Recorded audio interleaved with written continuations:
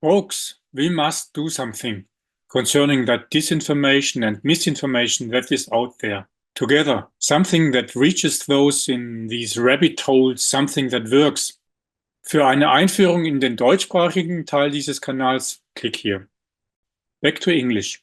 We are recently at a point in our history as 1938. Why? Watch here. For that reason, the name of that channel. You know, the world actually isn't as complicated as it appears, and as it so often gets said. There's no reason to capitulate in front of these populist simplifications and thereby leave our discourse to disinformation. It, though, demands some discipline in consuming information and a reliable basis for judgment. Despite all efforts of destruction, it really is possible to gain an accurate assessment out of freely available information and analysis. But not everybody does or can invest the necessary resources for it. And that gets exploited. In the 30 seconds and 160 characters frequency of our media environment, deliberate distortion reaches consumers much better than factual contacts. This channel wants to do something about it. All content is free for everybody to copy and to use. Hence, please forward content and do everything to reach as many as possible. I myself know far too few about other platforms to be able to use them. Please, somebody of you, help me with that and spread this there. Please voice yourself in the comments with criticism, corrections, and of course suggestions. Please contact me if you already work at similar projects, if we could collaborate, if you could make use of my contribution for your work. I'm ready. To myself, in the final classes of high school, some called me Bolsheviki, because at the height of the Cold War, it was my view that it would probably be better to try to get the systems of society closer together than to risk mutually guaranteed total destruction. I've been fiercely against the so-called NATO double decision with the stationing of Pershing II nuclear missiles in Germany. Driven by the fear of an uncontrollable, devastating military confrontation at the time, I was very interested in civil defense.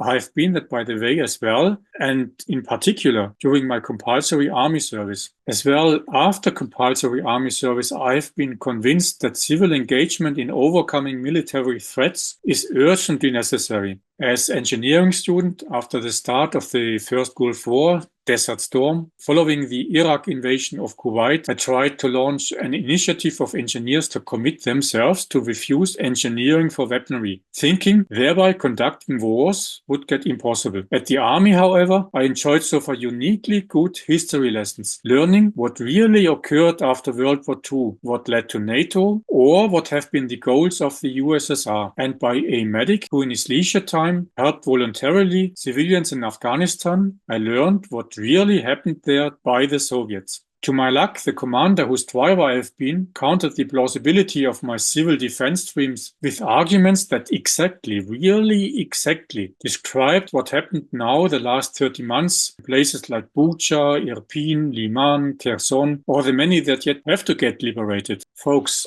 I as well for a long time couldn't believe that at times of globalization, where we all as never before could get together with other countries and other people, where we had common goals and work together, that we ever could fall back in that medieval hand axle thinking and war about territory. Let's be frank. We couldn't really put in place information we got at the time from conventional media about what happened in Chechnya, Georgia, or Syria. We in the Western Hemisphere got some more insight from different angles into the circumstances of the Gulf Wars, and we have been fiercely critical about them. 2014, however, we already had much more extensive and much more diverse sources of information and could ourselves easily and quickly unveil the little green man stories around the Crimea annexation and could detect with our own eyes that there under these white canvases of these suspiciously long humanitarian aid convoys in the Donbass, in actual fact, has been military machinery. The week after the downing of MH17, the Kremlin propaganda itself finally and ultimately made clear that it is only about confusing and obscuring everybody as long till one gives up on trying to learn the truth and resorts into passivity. Bellingcat, though, here very quickly and very compellingly brought the truth to daylight. Their overarching historic goal, however, by most got not seen till February 2022, and still gets ignored by far too many till today.